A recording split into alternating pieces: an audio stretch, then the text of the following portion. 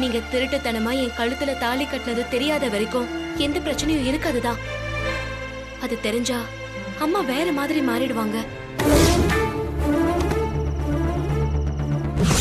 உங்க வயசுல சில பசங்கள்லாம் வீட்டுக்கு தெரியாம கல்யாணம் பண்ணிக்கிட்டு பெத்தவங்களுக்கு தெரியாம ஒரு வாழ்க்கைய வாழ்ந்துகிட்டு இருப்பாங்க. ஆனா நீங்க இவ்வளவு உறுதியா இருக்கிறத பார்க்கும்போது எனக்கு ரொம்ப சந்தோஷமா இருக்குப்பா. கேம்புக்கு நீங்க பணம் கட்டினதை சொல்லாம விட்டதுக்கே அம்மா அவ்வளவு கோவப்பட்டாங்க. நீங்க தாலி கட்டின விஷயத்த மறைச்சுன்னு தெரிஞ்சதுன்னா அம்மா என்ன கொன்னே போட்டுருவாங்க. இல்லனா அவங்க உசிரியே விட்டுருவாங்க. மயிலு, ஏன் மயிலு இப்படி எல்லாம் பேசி என்ன பயமுறுத்தாத. நான் பயமுறுத்தலைங்க, நிஜமாதான் சொல்றேன். அம்மாவால எந்த தப்ப வேணாலும் மன்னிக்க முடியும். ஆனா நம்பிக்கை துரோகத்தை மன்னிக்கவே மாட்டாங்க. உங்க மேல இருக்க நம்பிக்கையில தான் அம்மா உங்களை மாடி போஷன்ல தங்க விட்டுருக்காங்க. அந்த நம்பிக்கையை நீங்க காப்பாத்தல. உண்மையை மறைச்சு வச்சு என்னையும் துரோகி ஆக்கிட்டீங்க. நான் IPS முடிக்கிற வரைக்கும் இந்த ரகசியத்தை நம்ம காப்பாத்தியே ஆகணும். அதுக்கு முன்னாடியே விஷயம் வெளியே வந்துருச்சுன்னா அம்மா என்ன முடிவெடுப்பாங்கன்னு சொல்லவே முடியாது. அம்மா போன்ல கோவமா பேசினப்போ இன்னைக்கு நீங்க ஏதோ உளறி கொட்டிட்டீங்களோன்னு நான் ரொம்ப பயந்துட்டேன். இல்ல மயிலு, உண்மையை சொல்றது எவ்வளவு பெரிய ரிஸ்க்னு எனக்கும் தெரியும் மயிலு. எந்த சூழ்நிலையிலையும் நான் அதை சொல்லவே மாட்டேன். இந்த விஷயத்துல நீ என்ன நம்பலாம் மயிலு.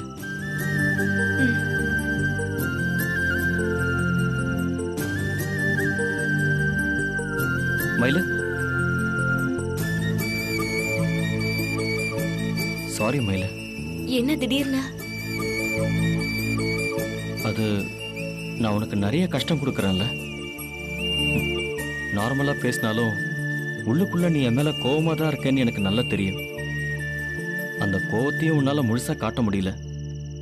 முன்ன மாதிரி நார்மலாவும் என்கிட்ட பேச முடியல.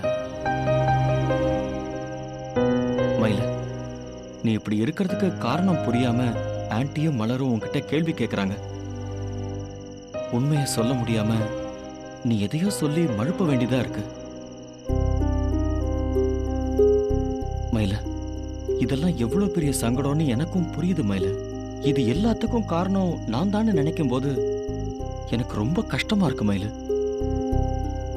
உன்னை மேலும் மேலும் கஷ்டப்படுத்தாம எனக்கு எங்கேயாவது கிளம்பி போயிடலாம் போல இருக்கு. நானும் உங்ககிட்ட ரொம்ப நாளா அதை தான் சொல்லிக்கிட்டு இருக்கேன். ஆனா நீங்க தான் அசையவே மாட்டேங்கிறீங்க. மயில, உன்னை தனியா விட்டுட்டு எப்படி மயில என்னால போக முடியும்? நீ IPS முடிக்கிற வரைக்கும் இந்த ரகசியத்தை காப்பாற்றணும்னு தான் நாம முயற்சி பண்றோம். நம்மளையும் மீறி இது வெளியே வந்துருச்சுன்னா நீ ஆன்ட்டி கிட்ட தனியா மாட்டிக்க கூடாது. இந்த தப்பை செஞ்சது நான். குற்றவாளி கூண்டுல நிக்க வேண்டியதும் இதுக்கான தண்டனை அனுபவிக்க வேண்டியதும் நான் தான். ஆனா நான் இங்க இருந்து வெளியே போயிட்டா நீ குற்றவாளியா நிக்கிற மாதிரி ஆயிடும். எந்த தப்பும் செய்யாத நீ எனக்கு பதிலா தண்டனை அனுபவிக்கிற மாதிரி ஆயிடும் மயில. அதனாலதான் நான் இங்கேயே இருக்கணும்னு நினைக்கிறேன். இங்கேயே இருக்கிறதுக்கு லாஜிக்கான காரணத்தை கண்டுபிடிச்சிட்டீங்க போல. மயில, நான் சொல்றது நியாயமான காரணம் மயில. நான் கூடவே இருக்கிறது உனக்கு தொந்தரவு தான், எனக்கு தெரியும். சங்கடம் தான், டார்ச்சர் தான். ஆனா அந்த நேரத்துல ஆன்ட்டி முன்னாடி நீ குற்றவாளியா நிக்கிறது அதை விட பெரிய வேதனை மயில. அப்படி ஒரு நிலைமை உனக்கு என்னைக்குமே வரக்கூடாது. இந்த பிரச்சனையால நீ உன் அம்மாவை இழக்காம பாத்துக்க வேண்டிய பொறுப்பு எனக்கு இருக்கு. அந்த ஒரு காரணத்துக்காக தான் நீ போன்னு சொன்னாலும் நான் போகாம இருக்கேன். நீ நம்பினாலும் நம்பலனாலும் இதுதான் மயில உண்மை.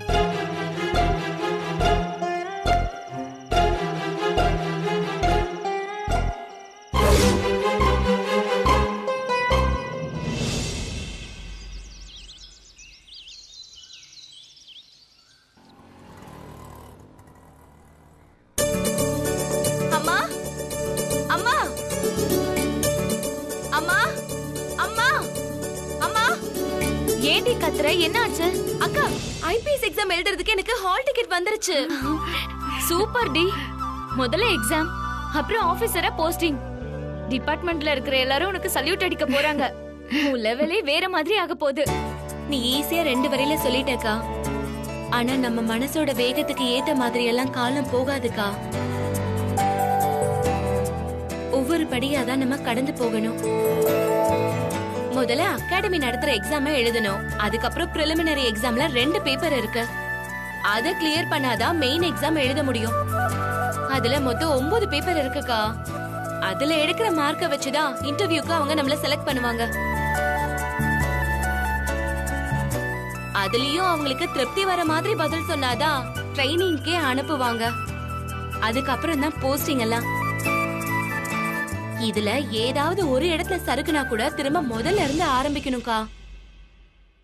மயிலு, உனக்கு அப்படி ஒரு சூழ்நிலையே வராதுமா. இந்த பரீட்சையில பாஸ் ஆகணும் தான் நீ இவ்ளோ நாளா கஷ்டப்பட்டு படிச்சுக்கிட்டு இருக்க. உன் வயசு பொண்ணுங்கெல்லாம் பொழுது போகிறதுக்கு என்னென்னமோ செய்யறாங்க. ஆனா நீ ஐபிஎஸ் ஆகணுங்கிற ஒரே வைராகியத்தோட ஓடிக்கிட்டு இருக்க. அந்த வைராகியத்துக்கும் நீ எடுக்கிற முயற்சிக்கும் எந்த பலனும் இல்லாம போகாதுமா. ஆமா மயில, உன் உழைப்பு ஒரு பக்கம் இருந்தாலும் எங்க எல்லாரோட வேண்டுதலும் வாழ்த்தும் உன் கூடவே இருக்கும். அது கண்டிப்பா உன்னை ஜெயிக்க வைக்கும். நாம நினைச்சதை அடையறதுக்கு தலைகீழெல்லாம் நிக்க வேண்டியதில்ல மயில. கவனம் செதறாம நேர்மையாவும் உண்மையாவும் நம்ம வேலையை செஞ்சா மட்டும் போதும். நீ அப்படிதான் உண்மையா உழைச்சிருக்க. அதுக்கான சம்பளத்தை சாமி நிச்சயமா கொடுக்கும். அந்த டிக்கெட்டை கொடு. வாடி.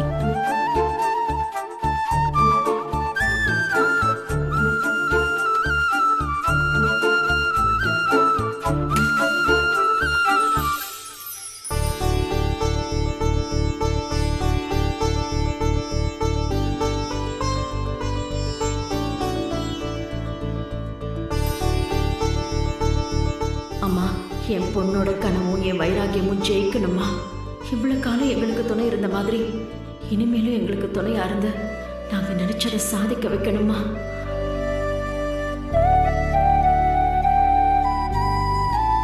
இந்த ஹால் டிக்கெட் இங்கே இருக்கட்டுமா. பரீட்சை நாள் வர வரைக்கும் இனிமே நீ தினமும் சாமிக்கு பூஜை பண்ணு. பரீட்சைய நல்லா எழுதணும்னு வேண்டிக்க. சரிம்மா.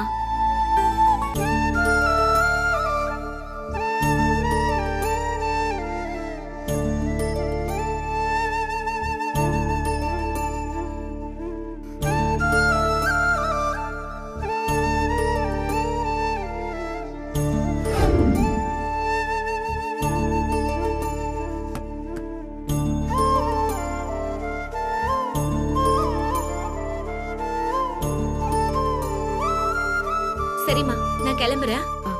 வரேன்க்கா. ஏய், லஞ்ச் பேக் எடுத்து கொடு. சரிம்மா.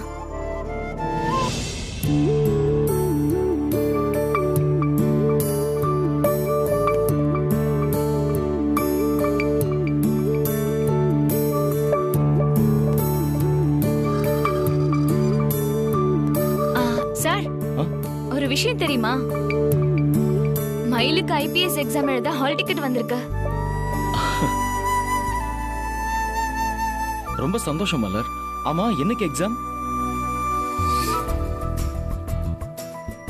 மே 10th பிரிலிமினரி எக்ஸாம். ஓ, ஓகே. மலர், அங்க என்ன பண்ற? சீக்கிரம் வா. இதை இங்க வைக்கிறேன், எடுத்துக்கோ. சரிக்கா.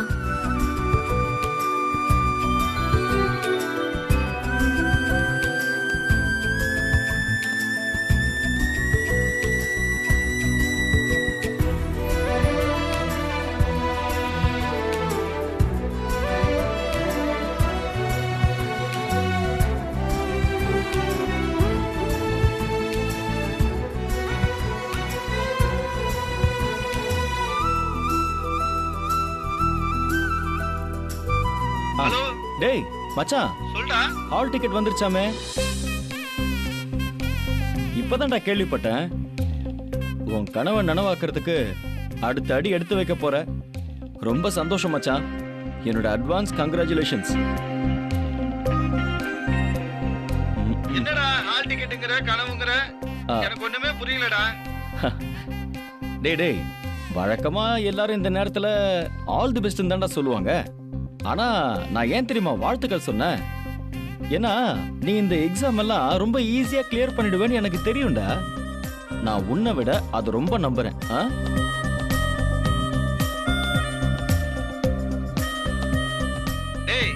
ஆச்சு உனக்கு? ஏன்டா சம்மந்தம் இல்லாம பேசுற? டேய், எக்ஸாம்ல மட்டும் இல்ல மச்சான், இன்டர்வியூலயே நீ பின்னி எடுத்து நீ தான் ஸ்டேட் லெவல்ல வரப்போற. இல்ல இல்ல, நேஷனல் லெவல்ல டாப் ஸ்கோரரா வருவ. டேய், காலையிலே ஃபோன் பண்ணி ஏன்டா கடுப்பேத்துற? அது நீ ஏன் இப்படி எல்லாம் பேசுறேன்னு மூளையே குழப்புதுடா. டேய் மச்சான், நீ இன்டர்வியூ ட்ரைனிங் எல்லாம் முடிச்சு ஐபிஎஸ் ஆபீசரா இன்சார்ஜ் எடுத்துக்க போற நாளுக்காக தான் நாங்க எல்லாருமே காத்துக்கிட்டு இருக்கோம்.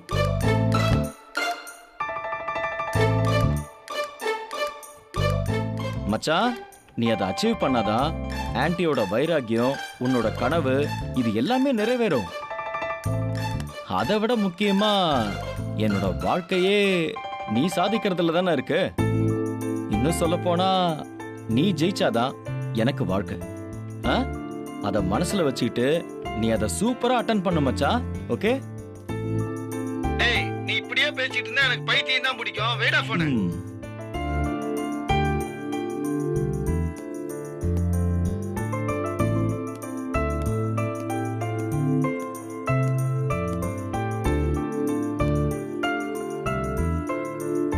தேங்க்ஸ். யாருக்கோ கஷ்டப்பட்டு ஃபோன் பண்ணதுக்கு எனக்கு நேராவே விஷ் பண்ணிருக்கலாம்.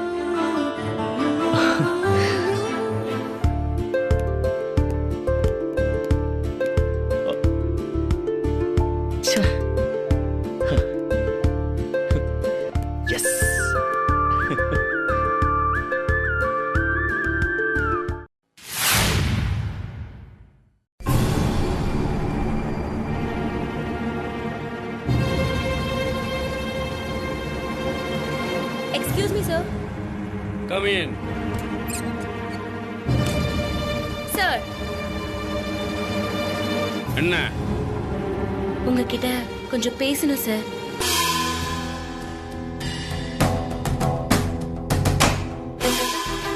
ஆண்டவரே, நான் வேணா வெளியே போயிட்டுங்களா? நீங்க போகணுமா வேண்டாமான்னு நான் தானே முடிவு பண்ணணும். பரமர இந்த அதிகாரமெல்லாம் இந்த அடிமை கிட்ட தான். அம்மனி கிட்ட அடக்கியே வாசிங்க. என்ன நியாயம் இதெல்லாம்? என்ன முணுமுணுக்குறீங்க? உங்க உத்தரவுன்னு சொன்ன ஆண்டவரே. அதையா இவ்வளவு லென்த்தா முணுமுணுத்தீங்க? இது இப்ப ரொம்ப முக்கியமா? புது அம்மனி என்ன சொல்றான்னு கேளுங்க. நாளைக்கு எனக்கு லீவு வேணும் சார். பரமர, நான் இந்த ஸ்டேஷன்ல டியூட்டியில ஜாயின் பண்ண இத்தனை மாசத்துல ஒரு நாளாவது லீவ் எடுத்திருக்கேனா? லீவா? அந்த வார்த்தைக்கே உங்களுக்கு அர்த்தமே தெரியாதே. வீக்லி ஆஃப் அன்னைக்கு கூட சீரியஸா டியூட்டி பாக்குற சின்சியரான ஆபீசர் ஆச்சு நீங்க. இத்தனை வருஷத்துல நீங்க எப்பயாவது லீவ் எடுத்திருக்கீங்களா? கெட்ட வார்த்தையெல்லாம் பேசாதீங்க. ஆண்டவரே, லீவுங்கிற வார்த்தைக்கு உங்களுக்கு அர்த்தம் தெரியாது. எனக்கு லீவுங்கிற வார்த்தையே என் வாழ்க்கையில பிடிக்காது. தெரியுமில்ல உங்களுக்கு? என் பொண்ணுக்காக வாரத்துல ஒரு நாள், அது கூட நான் சொல்ல மாட்டேன். இல்லாட்டி நான் எங்க போவேன்? எனக்கு ஆண்டவர் நீங்க. நீங்க இருக்கிற இடம் எனக்கு கோயில். நான் இங்கே தானே இருப்பேன். பரமர் சொன்னதெல்லாம் கேட்டல்ல? டியூட்டி டியூட்டின்னு ஓடுன எங்களை மாதிரி சீனியர்ஸ் தான் ரெஸ்ட பத்தி யோசிக்கணும். ஒன்ன மாதிரி ஃப்ரெஷர் எல்லாம் பொறுப்போட நடந்துக்கணும். ஆனா என் ஸ்டேஷன்ல எல்லாம் தலைகீழ நடக்குது. இதெல்லாம் நம்ம தலையெழுத்து ஆண்டவரே. மாத்த முடியுமா என்ன? ஆமா, எப்பவும் கரண்ட் புக்கிங் மாதிரி கடைசி நிமிஷத்துல தானே உங்க அம்மாவுக்கு உடம்பு சொல்லன்னு லீவு கேப்ப. இப்ப என்ன உங்க அம்மாவுக்கு உடம்பு சொல்லன்னு அட்வான்ஸாவே லீவு புக் பண்ற? நாளைக்கு கோச்சிங் சென்டர்ல ஒரு முக்கியமான எக்ஸாம் இருக்கு சார். எத்தனை மணிக்கு? 10 to 1 சார். அது செட் ஆகாது. காலையில 6 மணிக்கு போய் எக்ஸாம் எழுதிட்டு டியூட்டிக்கு வா. இல்ல டியூட்டியை முடிச்சுட்டு போய் எக்ஸாம் எழுது. அதான் எப்படி வாத்தியார் கரெக்டா சொல்றாரு பாத்தியா? டியூட்டியை கட் பண்றதுலயே நீ ஏன் குறியாவே இருக்க? வை எல்லாரும் ஒன்னா எழுத வேண்டிய எக்ஸாம் சார். அவ்வளோ காலையிலயும் யாராலையும் வர முடியாது, சாயங்காலமும் வர முடியாது. 10 to 1ங்கிறது தான் எல்லாருக்குமே வசதியான டைமிங் சார். ஏன் ஒருத்திக்காக அதை மாத்துறதெல்லாம் நல்லா இருக்காது சார்.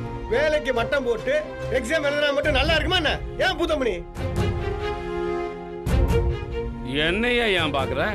உனக்கு லீவ் எல்லாம் தர முடியாது. எல்லாரும் ஒன்னா எழுதுறதுக்கு இது என்ன கவர்மெண்ட் எக்ஸாமா? பிரைவேட் சென்டர் தானே, எப்போ வேணா எக்ஸாம் வச்சுக்கலாம்ல. நான் சொன்ன டைம்ல போய் எக்ஸாம் எழுத முடிஞ்சா எழுது, இல்லைன்னா விட்டுரு. அதை எழுதலைன்னா அவன் தலையை வெட்டிடுவாங்களா என்ன? அப்படியெல்லாம் எதுவும் இல்ல சார். பின்ன எப்படி சார், இது ரொம்ப முக்கியமான எக்ஸாம் சார். கண்டிப்பா நான் அட்டெண்ட் பண்ணணும்னு கோச்சிங் சென்டர்ல சொல்லிருக்காங்க சார். மயிலு, அட்டெண்ட் பண்ணி பாஸ் ஆயிட்டா உடனே நீ ஐபிஎஸ் ஆயிடுவியா? அதானே. அடுத்த மாசமே ஏசியாவோ இல்ல டிசியாவோ உன்னை ப்ரமோஷன் பண்ணி இங்க கொண்டு வந்துருவாங்களா?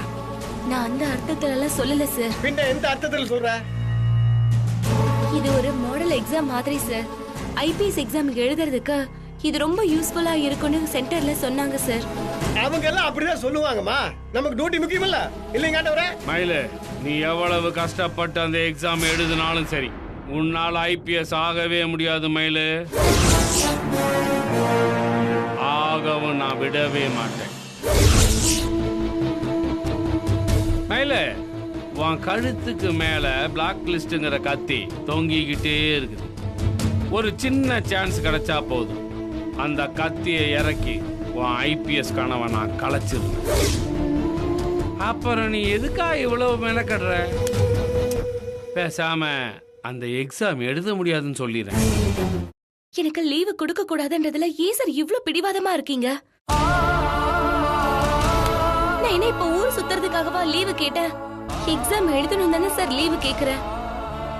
நியாயமான காரணத்துக்காக கூட லீவு கொடுக்க முடியலன்னா எப்படி சார்? மயிலு,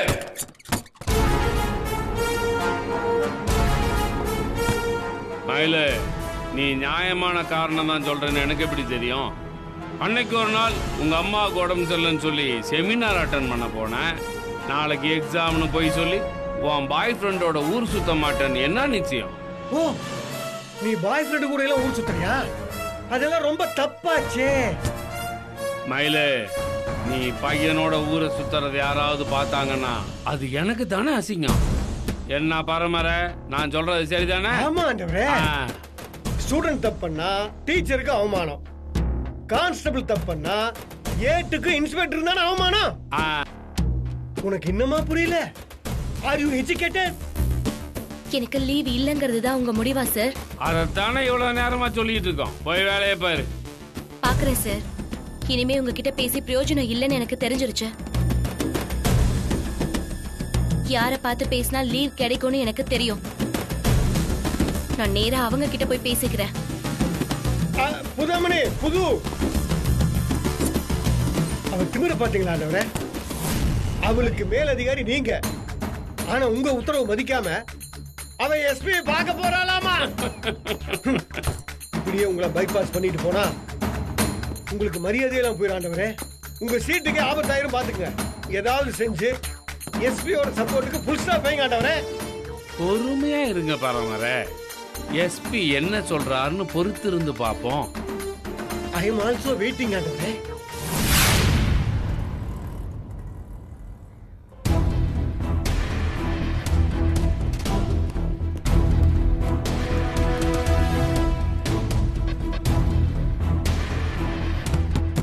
Yes, come in. சார், சொல்லு மயிலு, ஏதோ முக்கியமான விஷயமா பேசணும்னு சொன்ன. இத பத்தி கம்ப்ளைண்ட் பண்றதுக்கு எனக்கு சங்கடமா தான் இருக்கு சார்.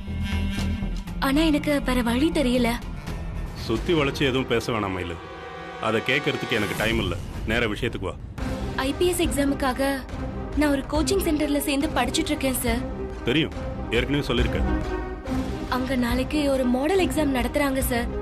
அதை எழுதினா ஐபிஎஸ் எக்ஸாமுக்கு ஒரு நல்ல ட்ரைனிங்கா இருக்கும்னு சென்டர்ல சொல்றாங்க. நீ இன்னும் விஷயத்துக்கு வரல மயிலு. Sorry sir. அந்த எக்ஸாம் எழுதுறதுக்கு நான் லீவ் கேட்டேன் சார். இன்ஸ்பெக்டர் சார் கொடுக்க முடியாதுன்னு சொல்றாரு. ஏன்?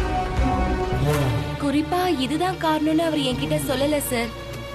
நிறைய வேலை இருக்கு, லீவ் கொடுக்க முடியாதுன்னு சொல்றாரு சார். குருமூர்த்தி கேரக்டர் என்னால புரிஞ்சுக்க முடியல. சில சமயம் கரெக்டா இருக்காரு, சில சமயம் ரொம்ப வியர்டா நடந்துக்கிறாரு. ஒரு கனவோட ஓடிக்கிட்டு இருக்கிற உன்ன மாதிரி ஸ்டாஃபுக்கெல்லாம் அவர் கண்டிப்பா சப்போர்ட் தான் பண்ணணும். ஆனா ஏன் அப்படி ஒரு நெகட்டிவா ரியாக்ட் பண்றாருன்னு எனக்கு தெரியவே மாட்டேங்குது.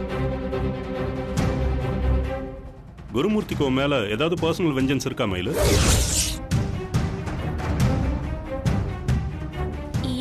ஏன் சார் கேக்குறீங்க? நான் சில சமயம் கவனிச்சிருக்கேன்.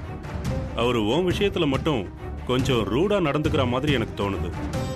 அப்படி ஏதாவது இருந்தா சொல்லு, நான் பேசி கிளியர் பண்றேன். அப்படியெல்லாம் எதுவும் இல்ல சார். டியூட்டியை கட் பண்ணாம எக்ஸாம் எழுதுன்னு அவர் சொல்றாரு. அது பிராக்டிக்கலா சாத்தியம் இல்ல சார். 10 to 1 எக்ஸாம்ன்றப்ப லீவ் போட்டாதான் எழுத முடியும் சார். என் ஒருத்திக்காக வேற டைமுக்கும் மாத்த மாட்டாங்க. அது அவர் புரிஞ்சுக்காம இருக்கிறது தான் இப்ப ப்ராப்ளம் சார். புரியுது. நான் இப்பவே குருமூர்த்தி கிட்ட பேசுறேன்.